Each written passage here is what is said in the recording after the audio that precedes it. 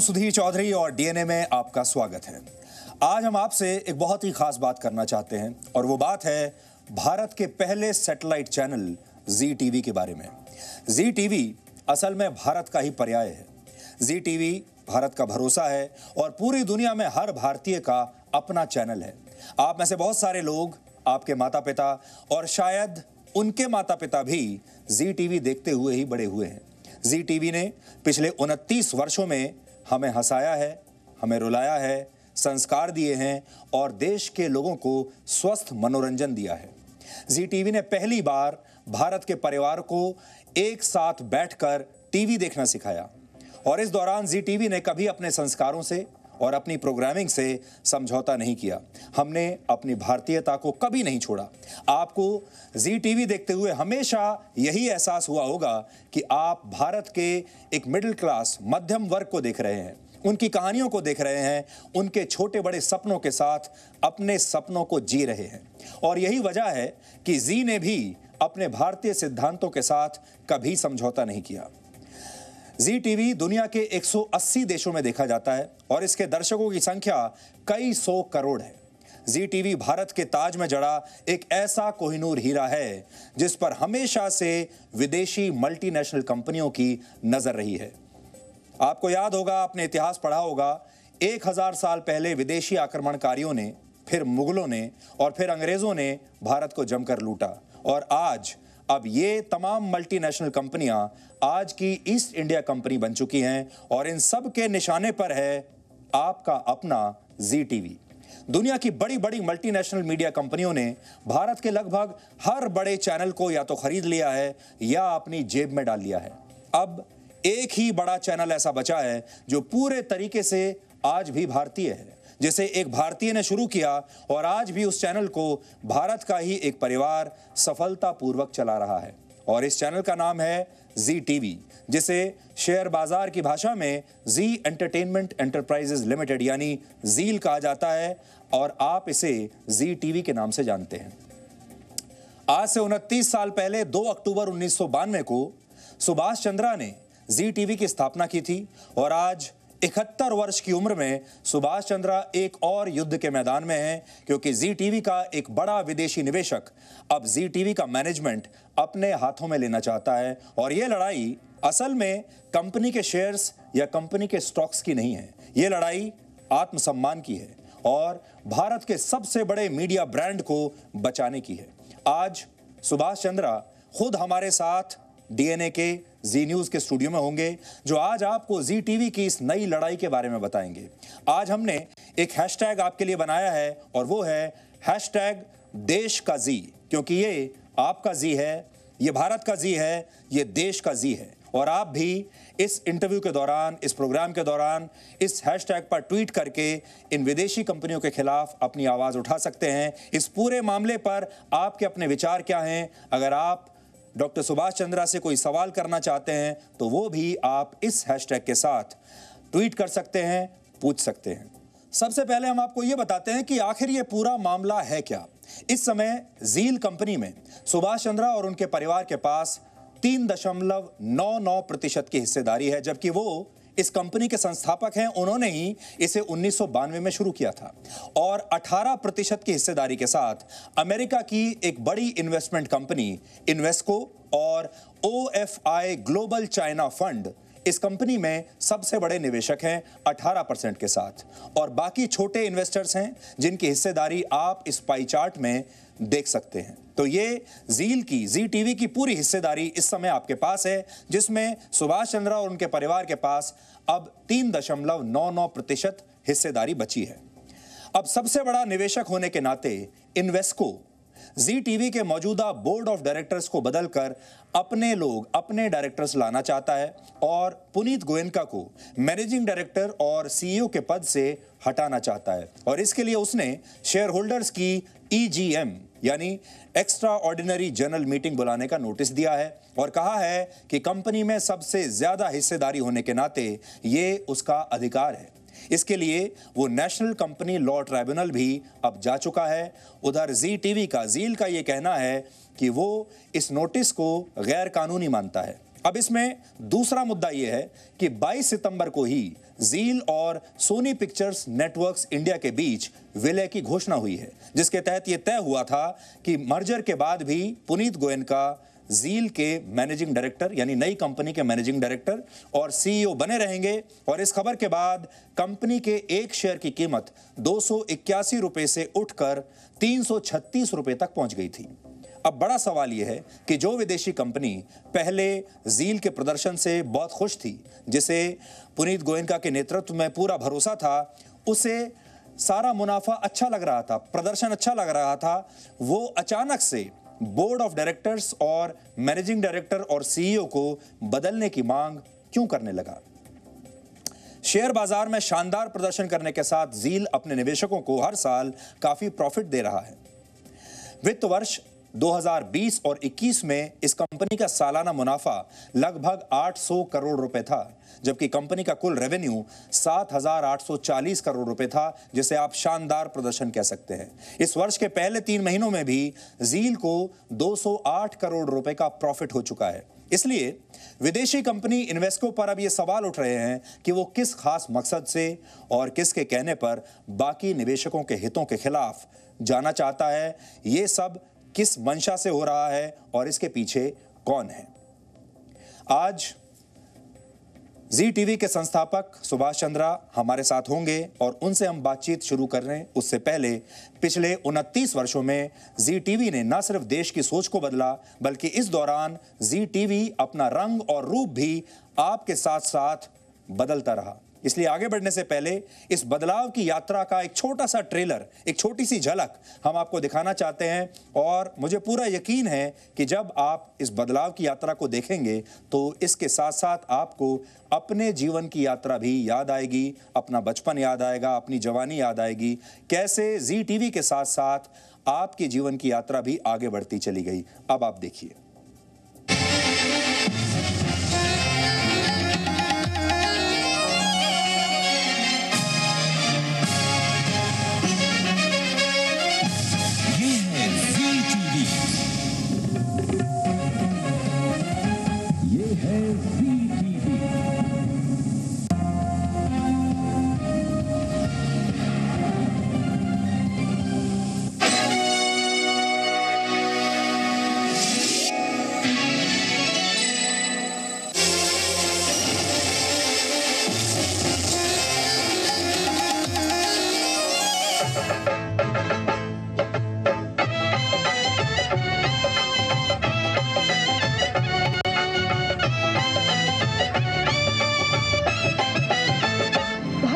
आपको अपने आप पर, अपनी कुर्सी पर क्या समझती हैं आप कि अपने पैसों से किसी को भी अपना गुलाम बना सकती हैं? हेलो, कोई प्रॉब्लम? मुझे खुशी है कि तुम मेरे दोस्त हो और सबसे अलग दोस्त। मैं कोई अलग वलग नहीं हूँ। वैसे असल में बात यह है कि तुमने सिर्फ राहुल की दुनिया देखी है, जो एक गर्लफ्रेंड और बॉयफ्रेंड तक ही लिमिटेड है। आप लोगों के लिए एक अनाउंसमेंट है। वो क्या है कि मैं और अलक मैडम हम लोग शादी कर रहे हैं। ये सवाल सतीश ने पूछा इसलिए कह रहे हो। अगर योगेश ने यही बेतु की बातें मत करो सावी। सतीश मेरा उतना ही बेटा है जितना कि योगेश। स्वीटी, एक बात बता, मम्मी पापा कहाँ गए हैं? लड़का ढूंढने। क्या? श्रीलंका घूमने? स्वीटी, मुझे मजाक बिल्कुल पसंद नहीं। हाँ,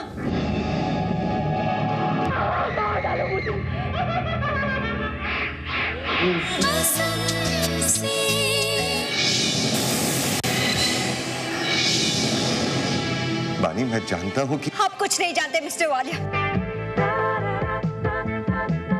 यही तो एक चीज है जो इतने साल आपका साथ देगी और बाद में भी।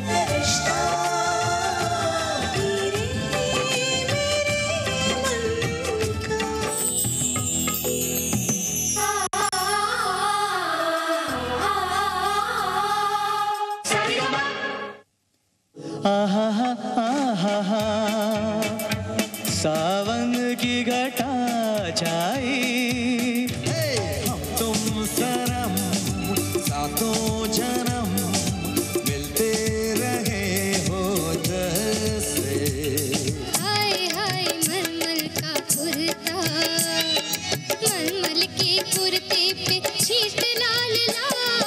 असल में तारीफ का सारा क्रेडिट इस प्रोग्राम को, इस प्रोग्राम के बनाने वालों को, इस प्रोग्राम के डायरेक्टर, प्रोड्यूसर और जितने भी पूरे यूनिट के लोग इन्वॉल्व हैं, असल में क्रेडिट उनको जाता है जिन्होंने एक अंताक्षरी जैसी मामूली सी घर की चीज को इतने बड़े पैमाने के ऊपर बना दिया। तो credit, thank you very much. तो आपने देखा कि पिछले लगभग 30 वर्षों में जी टीवी ने कैसे आपके जीवन में इतने सारे रंग भरे हैं, और मुझे यकीन है कि ये सारी वीडियोस देखकर, ये क्लिप्स देखकर आप भी आज बहुत भावुक हो गए होंगे।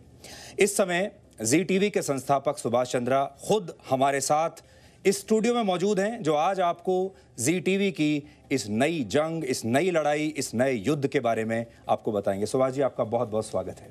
धन्यवाद, और आप सभी दर्शकों का भी बहुत बहुत नमस्कार। 1992 में आपने इस चैनल को लॉन्च किया था, और उसके बाद भारत की कई पीढ़ियां इसे देखते देखते बड़ी हुई। आज उसी जी टीवी पर एक विदेशी कंपनी का खतरा मंडरा रहा है।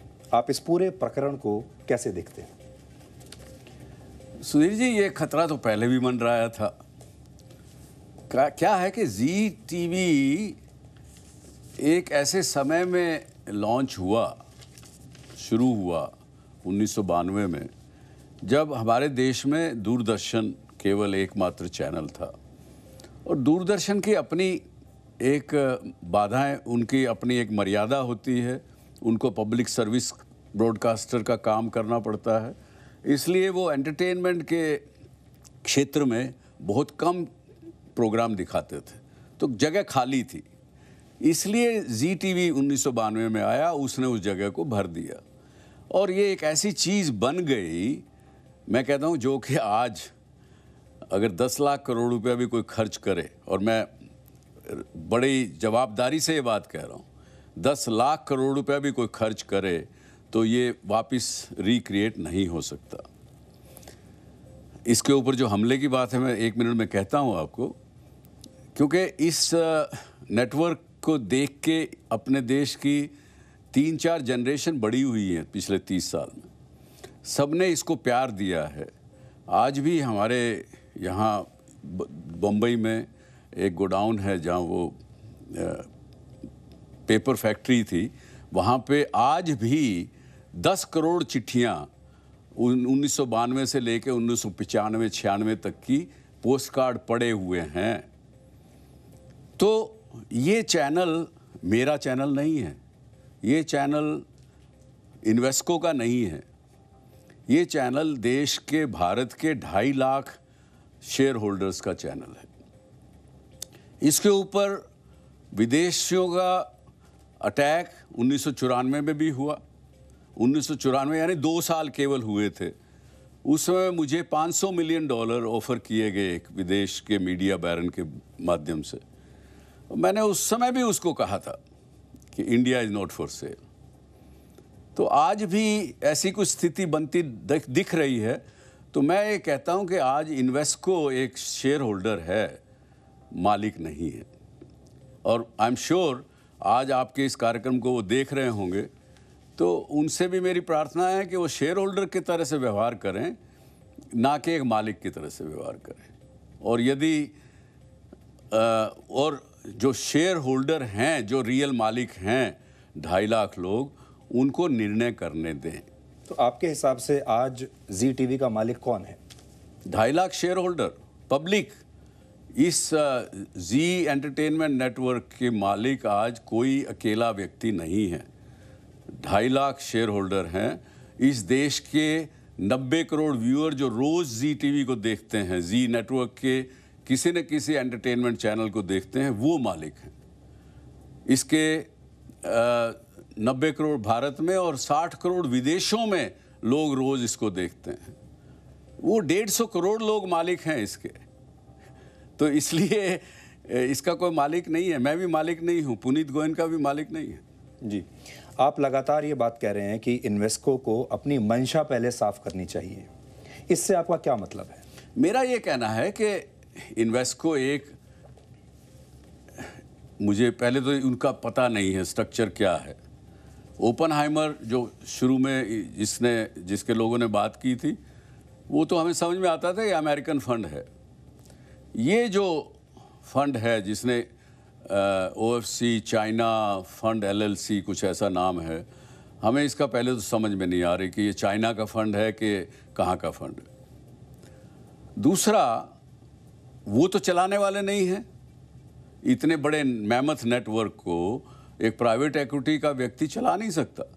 तो ज़रूर कोई ना कोई उनके पीछे है, जिस कारण से, जो आपने पहले, मैं आपके कार्यक्रम में सुन रहा था, आपने कहा कि वो बोर्ड ऑफ डायरेक्टर बदलना चाहते हैं, पुनीत गोयनका को बदलना चाहते हैं। वो नहीं है, वो इस कंपनी को टेक ओवर करना चाहते हैं। वो टेक ओवर करना चाहते हैं, देश के, भारत के कानून के विरोध में उसको टेक ओवर करना चाह रहे हैं।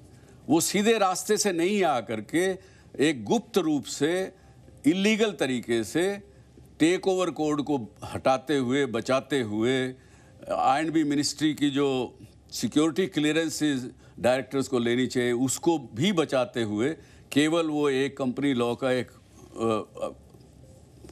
प्रावधान है, उसके पीछे छुपकर इस कंपनी को हथियाना चाहते हैं, हड़पना चाहते हैं। जी, तो जो ज़ील यानी जो जी टीवी है, ज़ील का जो बोर्ड है, उस पर आज किसका कंट्रोल है? उस बोर्ड पर किसी का कंट्रोल नहीं है। आज 6 बोर्ड मेंबर हैं, 7वां पुनीत गोयनका है। वो इस विषय में वो पार्टिसिपेट भी नहीं कर सकता। 6 के 6 बड़े इज्जतदार डायरेक्टर हैं, उन्होंने अपना इंडिपेंडेंट निर्णय वो लेते हैं। आज एक प्रश्न उठ रहा है कि आप EGM बोर्ड क्यों नहीं होने देता। ये भाई उन बोर्ड से पूछो, बोर्ड इंडिपेंडेंट है, उन्होंने अपने लीगल एडवाइज़र अपॉइंट कर रखे हैं, उन्होंने सुप्रीम कोर्ट के जजों से राय ली है, उनको ये बताया गया है, जो मुझे पता लगा है, कि ये जो रिक्विजिशन इन्वेस्को की तरफ से आई है वो इल्लीगल है। इल्लीगल रिक्विजिशन के ऊपर बोर्ड का एक ड्यूटी बन जाती है, ड्यूटी बाउंड है बोर्ड। अगर वो गलत है तो वो शेयर होल्डर के सामने वो चीज़ को प्रस्तुत ना करें, बल्कि उसको एक्सपोज करें। ये उनकी ड्यूटी है, ये कानूनन बात है। कानून में लिखा हुआ है कि अगर एक्विजिशन ऐसा कोई अगर इल्लीगल है, उसमें कमियां हैं, अगर वो कानून के विरोध में है, तो उसको वो नकारें। बोर्ड का इंडिपेंडेंट निर्णय है। पुनीत गोयनका का, मेरा, किसी का भी उसके ऊपर कोई अधिकार नहीं। जी, आज जब हम रिसर्च कर रहे थे दिन में इन्वेस्को के बारे में, तो हमने देखा कि इन्वेस्को कोई आज का इन्वेस्टर नहीं है, काफ़ी पुराना इन्वेस्टर है। इससे पहले पुनीत गोयनका की जो नेतृत्व करने की क्षमता थी, उस पर उन्हें पूरा विश्वास था, सब कुछ ठीक चल रहा था। फिर अचानक से उन्होंने ये अपनी पलटी मारी और अचानक से उनकी जो राय है ये अचानक बदल गई। देखिए, ये मेरे निजी राय है, मैं ये ना कंपनी की राय कहता हूँ, ना पुनीत गोयनका की राय कहता हूँ। मैं एक इंडिपेंडेंट व्यक्ति के रूप में, जो कि आज ज़ील का कोई पदाधिकारी नहीं है, ना मैं डायरेक्टर हूँ, उस रूप से कहता हूँ कि कोई ना कोई व्यक्ति इन्वेस्को में बेईमानी कर रहा है। अपने, शायद अपने बड़े अधिकारियों को भी शायद वो ठीक से बात नहीं बता रहा है, या बता रहा है तो इस रूप से बता रहा है कि जिसमें वो भी उसका साथ दे। तो ये कुछ बदल गया है इन्वेस्को में, वो इन्वेस्को नहीं है। ये इलीगल काम करने वाली इन्वेस्को या तो चाइना की कंपनी है जिसको कोई डर नहीं है किसी से, मुझे नहीं पता क्या है, लेकिन ये बिल्कुल सही है। मैंने भी लोगों से पूछा है, कानून के जानकारों से पूछा है कि ये इलीगल काम कर रहे हैं, क्योंकि यदि उन्होंने पहले से कोई डील करके रखा है, ज़बानी हो या लिखित में हो, तो भी ये इनसाइडर ट्रेडिंग है, टेक ओवर है।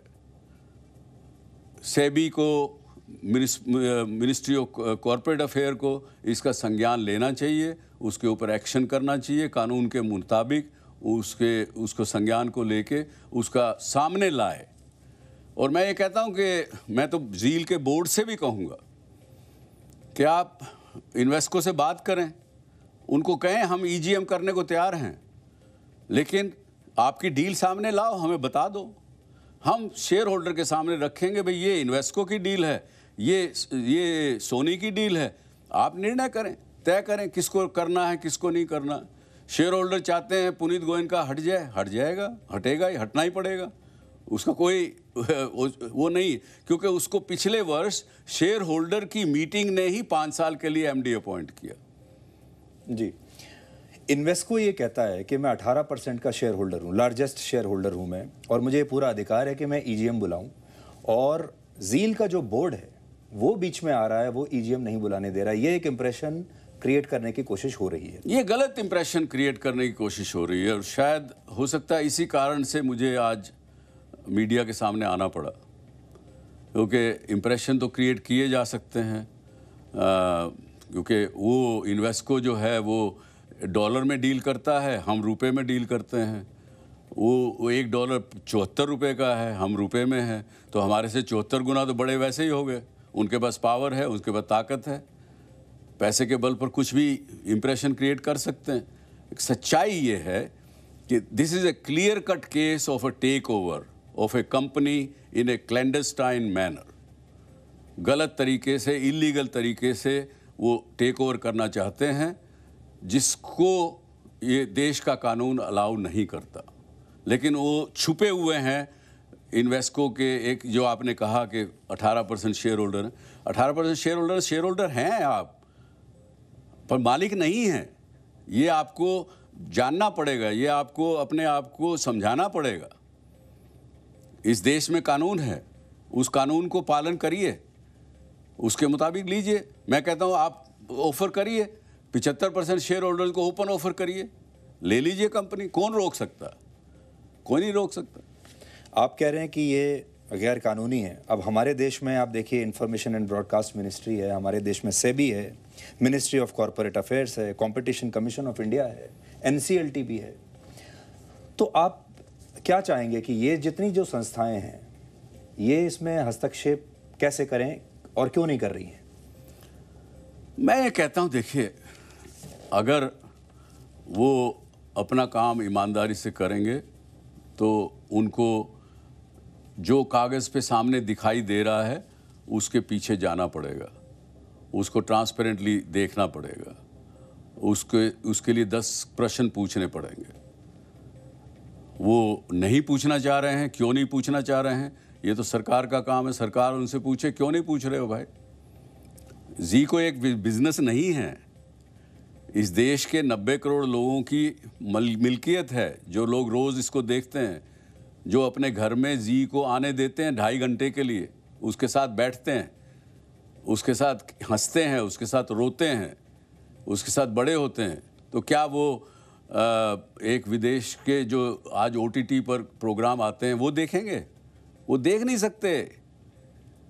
माँ बेटे के साथ बैठ के नहीं देख सकती, बाप बेटी के साथ बैठ के नहीं देख सकता। इस प्रकार का कंटेंट आता है। आज इस देश में अगर एंटरटेनमेंट के हिंदी भाषा में या किसी भारतीय भाषा में अगर कोई चैनल है जिसको परिवार एक साथ बैठ के देख सकता है, वो जी नेटवर्क है, और कोई नहीं। मैं ये दावे के साथ कह सकता हूँ।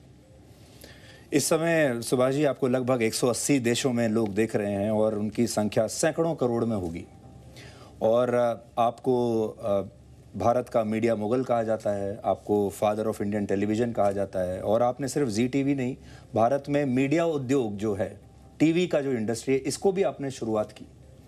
एक ज़माने में जब आप अपने पीक पर थे, आप पावर लिस्ट में सबसे ऊपर होते थे इस देश की, और आज ये जो समय है, किस तरीके से आप देखते हैं आज? मैं तो अपने आप को आज भी पीक पे मानता हूँ। समय देखिए कभी भी परमानेंट नहीं होता, ऊंच नीच चलती रहती है। कोई भी समय अच्छा हो या बुरा हो, एक नहीं रहता। लेकिन व्यक्ति को अपना जो सोच है, अपनी विचारधारा है, उस पर टिके रहना चाहिए। मैं पीक पे था, आज भी मैं मानता हूँ। अगर आप नहीं मानते तो कोई बात नहीं, लेकिन मैं आपको ये कहता हूँ कि मेरे अंदर जो भारतीयता, भारत के बारे में सोच, भारत के लोगों के प्रति प्यार, लोगों का मेरे प्रति प्यार जो है, उसलिए मैं बदल नहीं सकता।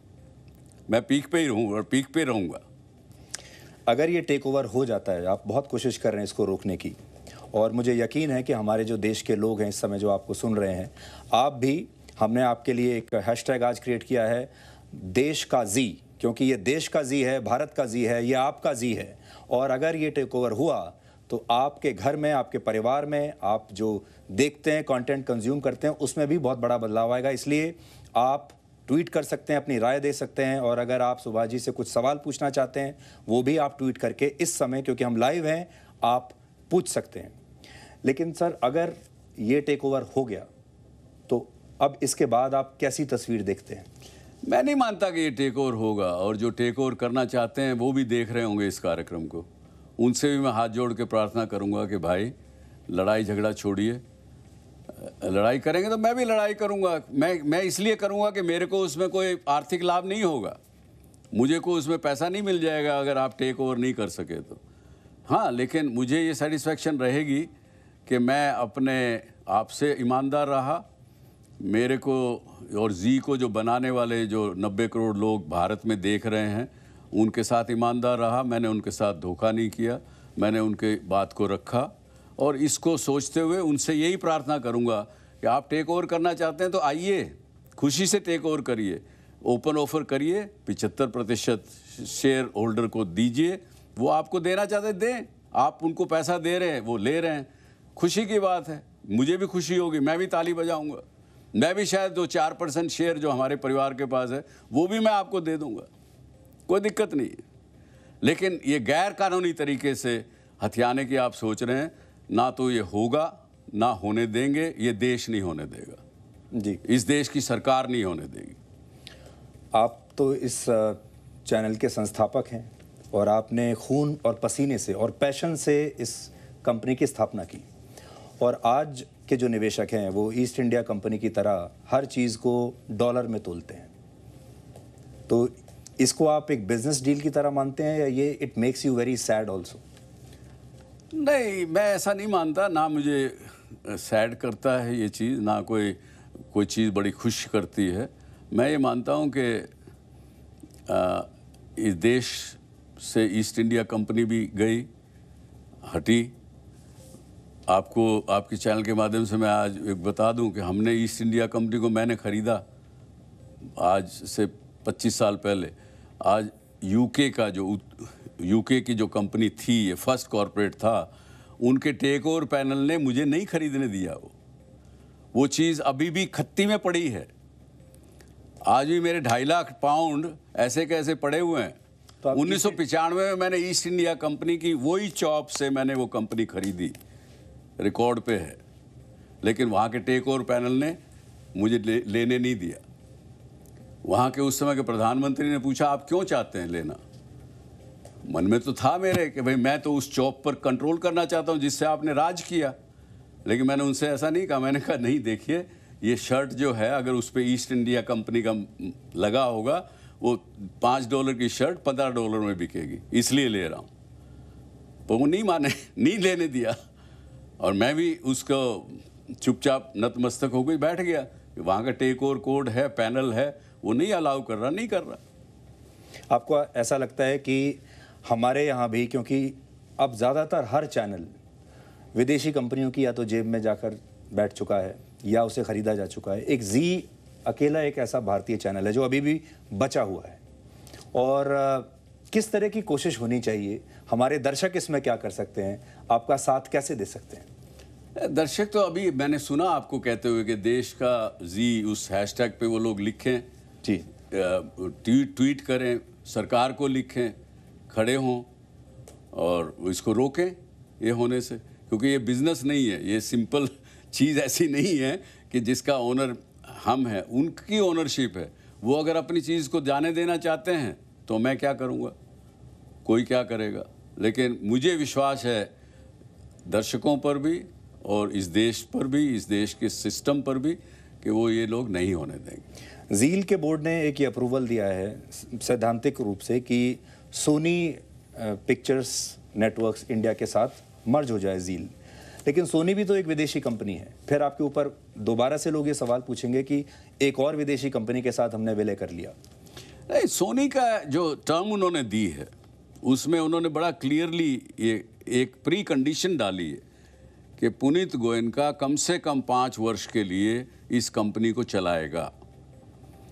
तो जो सोनी ग्रुप है, जापान के लोग हैं, वो लोग as a team player play करना चाहते हैं।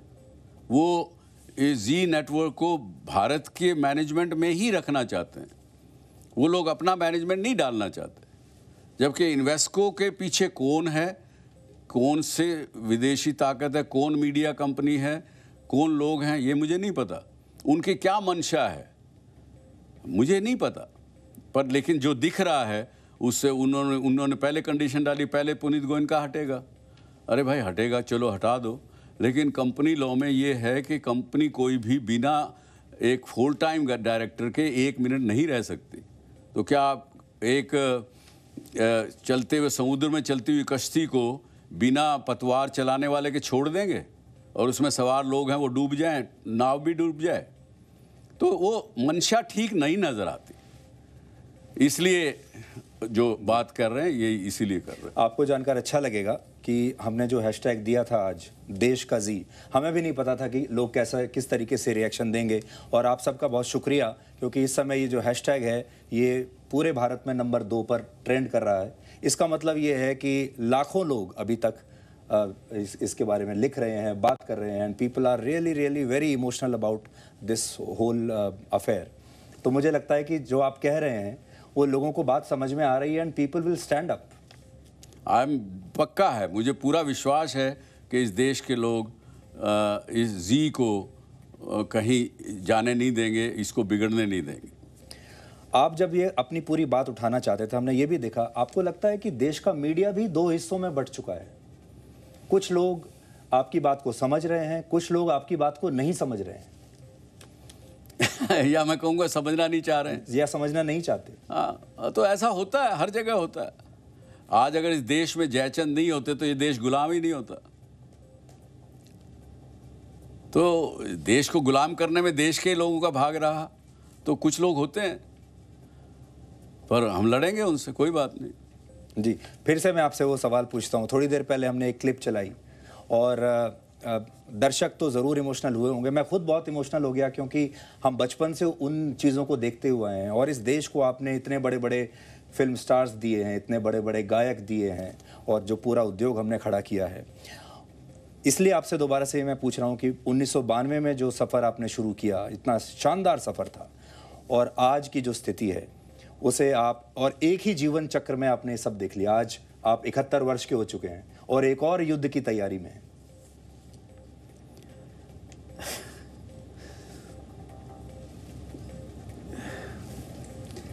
सुधीर, इस बात को हम ज़्यादा ना करें तो ठीक है, ये भावुकता का विषय है, पर मैं भावुक ना होते हुए मैं आपको ये कहूँगा कि एक चीज़ क्रिएट हो गई।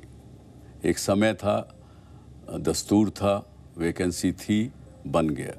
आज मैं भी चाहूँ तो ये क्रिएट नहीं कर सकता, क्योंकि आज जो मैंने आपको बताया कि इतने करोड़ों पोस्ट कार्ड जी को लिखे जाते थे, जी का नाम का मतलब क्या है, ZEE का, ये लोगों ने दिया है।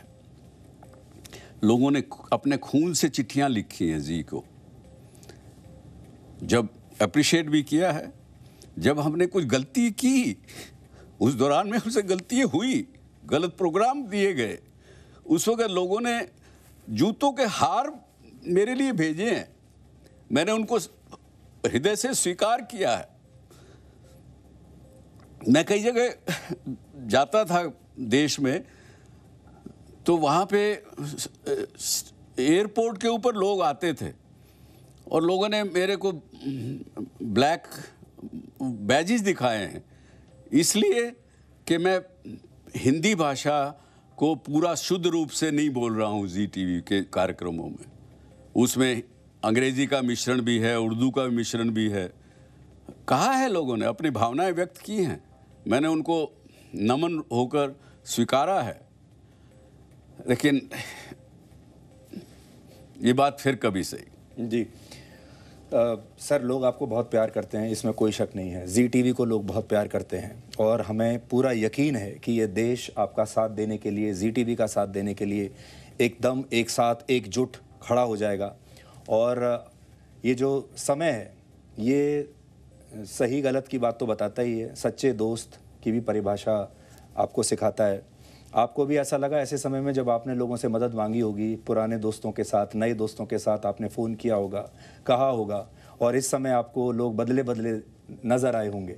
अभी तक तो नहीं सुधीर जी, अभी तक तो नहीं। मैं तो आज पहली बार ही इस विषय में सामने आया हूँ, क्योंकि जी का बोर्ड सक्षम है, इंडिपेंडेंट है। इसके अलावा पुनीत गोयनका उसका एमडी है, वो लोग संभाल रहे थे। मैं तो आज पहली बार आया हूँ सामने। अब मैं बोलूँगा, मैं लोगों से भी बोलूँगा आपके माध्यम से और दूसरे भी चैनल के माध्यम से। मैंने कहा है कि सरकार को भी इसमें संज्ञान लेना चाहिए, रेगुलेटर्स को भी संज्ञान लेना चाहिए। जो सही है वो करिए। केवल एक बात को मत पकड़िए कि एक शेयर होल्डर का अधिकार है, वो ईजीएम बुला सकता है, लेकिन क्या वो टेक ओवर कर सकता है बिना टेक ओवर कोड के शर्तों को पूरा किए? टीवी चैनल, बैंक या दूसरी ऐसी संस्था चलाने से कम नहीं है, क्योंकि ये लोगों के दिमाग में असर करता है, लोगों के ओपिनियन बदलता है, चाहे एंटरटेनमेंट हो उसके माध्यम, केवल न्यूज़ के माध्यम से नहीं।